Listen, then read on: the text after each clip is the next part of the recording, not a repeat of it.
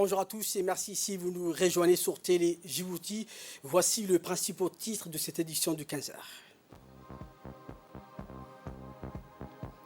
Réception en l'honneur de jeunes compatriotes médaillés au 12e jeu de CJSOI. Dans l'actualité internationale, les Émirats arabes unis ont lancé leur première mission martienne. C'était donc le titre. Passant au développement de cette édition. La ministre déléguée chargée de l'économie numérique et de l'innovation, Madame Mariam Hamadou Ali, a effectué un voyage d'études à Marseille en France du 12 au 14 décembre. Elle était accompagnée d'une importante délégation comprenant ses collaborateurs, du directeur du Fonds souverain de Djibouti, Dr Slim Feriani, du directeur général de Djibouti Port Community System, Moussé Warsama Guiré, de la directrice Business Development Authority de Port, Mme Hameda Hussein Farah, et du coordinateur national de coopération Djibouti Région Sud, Moussé Dabar Mahamouté Roblé. Ces déplacements s'inscrivent dans le cadre de la mise en œuvre de la feuille de route Smart Nation. Plus spécifiquement, il aborde le volet relatif à la mise en place d'un Green Data City et d'un Smart Port à Djibouti, constituant les projets structurants de la stratégie du gouvernement djiboutien pour le développement de l'économie numérique. Ces rencontres ont permis de mieux comprendre le modèle aussi réussi marseillais, similaire à Djibouti, tant en termes de géolocalisation que des infrastructures numériques. Parmi les avantages marseillais figure le câble qui a renforcé la position de la ville en tant que point névralgique d'échange des données. Aujourd'hui, Marseille est le 7e hub international mondial avec 4 data centers, 16 câbles sous-marins et vise à être parmi les top 5 de hubs Internet mondiaux. Les data centers sont désormais des infrastructures critiques essentielles pour la transformation numérique d'un pays et également l'usine numérique du futur, à la fois créateur d'emplois et de richesses, mais aussi également attrayant auprès des investisseurs. La ministre a rendu visite à la société Digital Realty Data Center issue de la fusion avec Interconnexion. Cette société possède plus de 275 data centers dans 20 pays et sur 6 continents et est actuellement la plus grande plateforme de data centers au monde.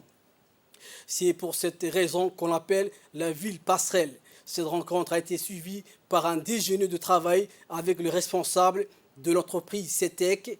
La délégation a enchaîné la journée par une visite du port de la Fossette, port Center, durant laquelle la ministre a visité des infrastructures et assisté à une présentation de sa maquette.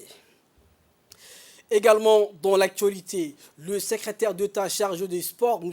Hassan Mohamed Kamil, entouré des hauts responsables de son département, en l'occurrence l'inspecteur général, la secrétaire générale, le directeur général de l'ANPH, le directeur des sports, le directeur de région et ses proches collaborateurs au sport, a organisé donc une réception en l'honneur de jeunes compatriotes, filles et garçons, médaillés au 12e G de la CJSOI qui se sont déroulés du 4 au 12 décembre à l'île Maurice. Cette cérémonie qui s'est tenue à l'école sport d'études d'Ali-Sabié en vit également la participation des autorités de la région, à savoir le préfet de la région, M. Moussa Aden Migane, et le président du conseil régional, M. Charmaki Hassan Alalé, les parlementaires de la région, à savoir Elmi Mahabé Ouaïs et l'honorable député Abdo Sikiye Dirié. Cette réception avait pour objectif de récompenser et féliciter les jeunes sportifs et encadreurs qui se sont illustrés durant cette compétition régionale consacrée aux jeunes de moins de 17 ans de pays membres de la CJSOI, à savoir l'île Maurice, Seychelles, Comores, Réunion, Mayotte, Madagascar et Djibouti. Ce fut l'occasion aussi d'encourager ces de leurs confrères qui ont participé à ce jeu, mais non médaillés, en les remettant en signe de reconnaissance de leurs efforts, des récompenses, à l'instar de leurs pairs. Force est de rappeler que ces jeunes ont été au pied du podium et furent éliminés en demi-finale. Le choix de l'école sport d'études d'Ali Sabié n'est pas comme le fruit du hasard, mais réfléchi. Tout d'abord, 7 de 10 médaillés sont des jeunes en formation dans ces centres.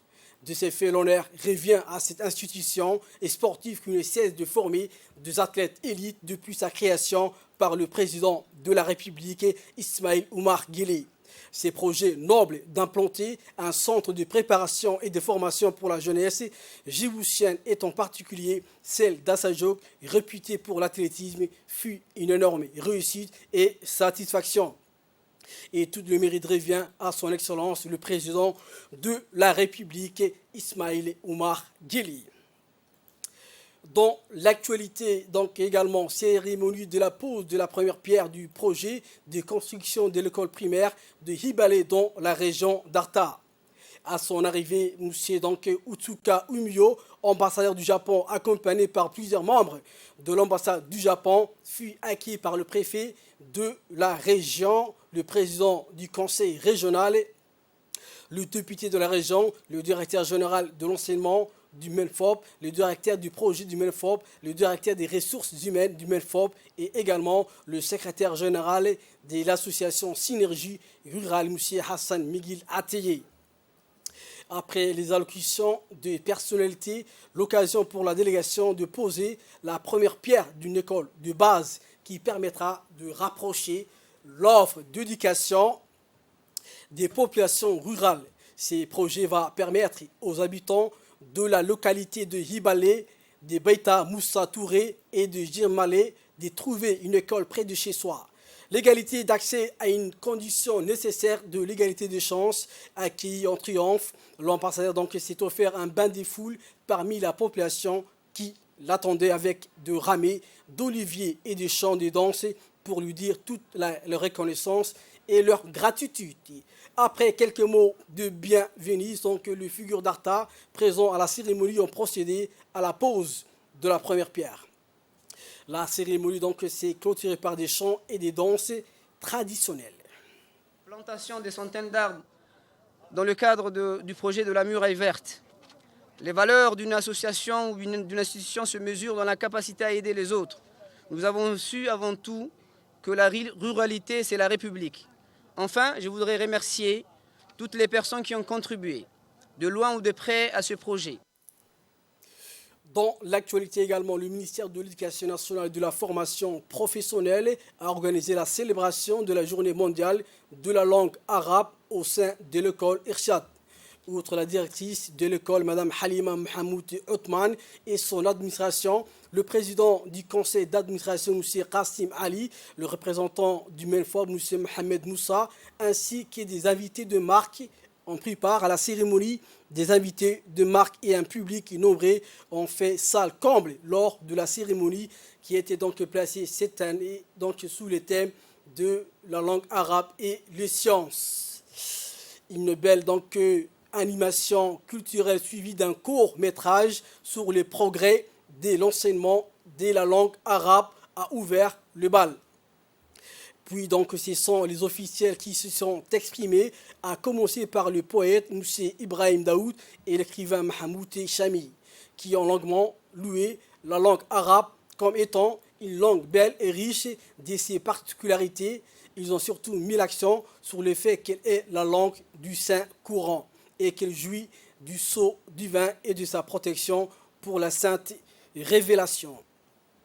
Rappelons que le ministre a indiqué l'année dernière que la langue arabe était celle de la science et de la culture et que sous sa houlette, son département mettait tout en œuvre pour l'essor de la langue arabe, aussi bien dans les écoles publiques que privées. Il a même annoncé des ateliers de réflexion pour pousser encore plus loin la réforme et l'amélioration de l'enseignement de la langue arabe. La cérémonie s'est achevée par la remise des distinctions et de quelques prix à des élèves qui ont obtenu de bonnes notes. Dans l'actualité nationale également, santé. Dans le cadre de la riposte nationale contre la récente flambée de cas de fièvre saisonnière, les personnels soignants en première ligne dont les hôpitaux de Djibouti et les 5 polycliniques ont bénéficié d'une formation de recyclage et des sensibilisations pour assurer une meilleure gestion des flux de cas de fièvre. Le médecin-chef du service des urgences sont concernés par cette formation conduite par des experts nationaux en infectiologie et en biologie. Concomitant aux actions de pulvérisation et aux activités de destruction de gîtes larvaires, ces séries de formations auront vocation à vulgariser les protocoles thérapeutiques et les tableaux cliniques afin d'améliorer le diagnostic ainsi que la prise en charge et la gestion de cas de grippe et de fièvre. Ces séries de formations comportent également des modules sur la gestion du circuit des patients en urgence et en ambulatoire, et c'est à travers l'harmonisation des algorithmes des soins pour les différents types de fièvre au niveau national. Cet encadrement donc des compétences des soignants va de pair avec le renforcement de la stratégie de référence et de contre-référence pour garantir une meilleure collaboration entre les structures sanitaires et sur l'ensemble du territoire national. Avec des enfants et des personnes âgées ou des personnes porteurs de maladies, nous demandons à la population de pouvoir dormir sous moustiquaires imprégnés et surtout de ne pas jeter de l'eau dans le riel. Ceci constituerait ce qu'on appelle les gîtes larvaires et les moustiques séripènes. Et très important également, nous avons démarré la pulvérisation spatiale depuis la semaine dernière, qui va continuer cette semaine. Et d'ici la semaine prochaine, nous allons démarrer ce qu'on appelle la destruction des gîtes larvaires. À présent, donc, c'est l'heure de l'appel à la prière de Assar. On se retrouve juste après. Et donc, c'était l'appel à la prière de Assar. Et de là, nous passons dans l'actualité internationale.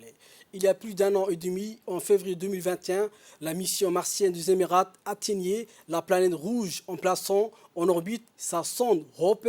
Les Émirats arabes unis devenaient alors la première nation arabe à atteindre Mars et le 5e pays à étudier son climat après 6 ans de planification au centre spatial Mohammed bin Rachid de Dubaï.